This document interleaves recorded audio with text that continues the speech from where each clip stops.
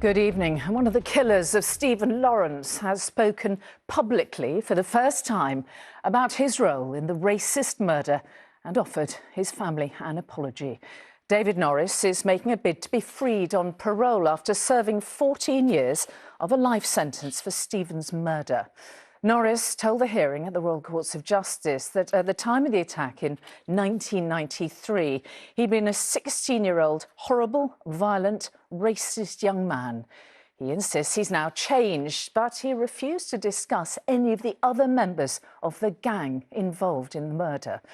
Stephen's father, Neville Lawrence, has told ITV News that Norris should be kept behind bars until he is ready to reveal the truth. Our correspondent Sejal Karia reports. Stephen Lawrence was just 18, with his whole life ahead of him, when he was murdered in a racist attack that scarred Britain. Today, more than 3 decades on, and for the first time, one of his killers, David Norris, publicly admitted his part in his murder. Appearing via video link with greying hair and his back to the camera, he told his parole hearing, "That murder 32 years ago should never have happened. I am totally disgusted with myself and my part in his murder, especially as he was completely innocent." He went on, "I am certainly no longer the violent, racist young criminal I was.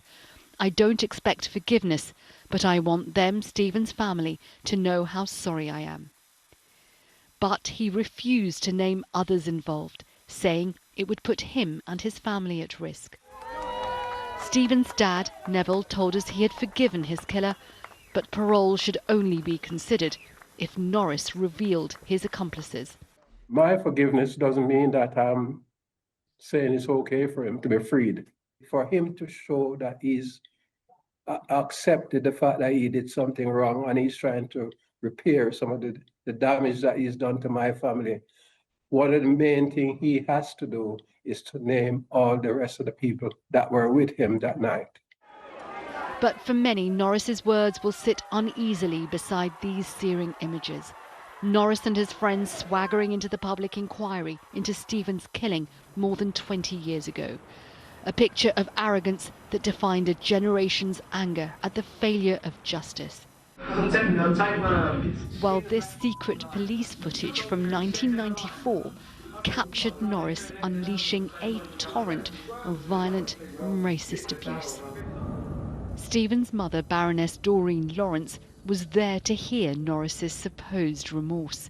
She says she doesn't believe a word of it, calling him a danger to society and warning she fears he would harm black people if released. The hearing was told Norris was still using racist language in prison as recently as 3 years ago. He and Gary Dobson remain the only 2 members of the gang ever convicted of Stephen's murder. The rest still deny any part in it.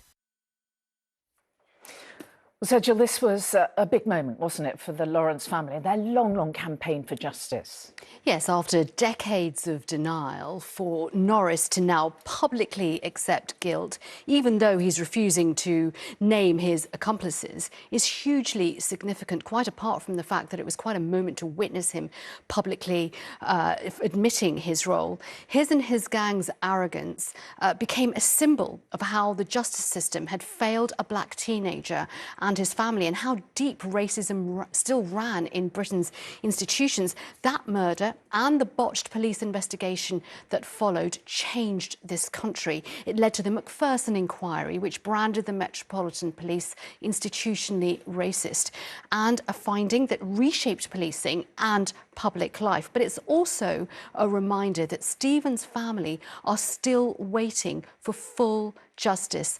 There is still now 2 days of the hearing left before we expect the parole board to make their decision in about 2 weeks' time. Okay.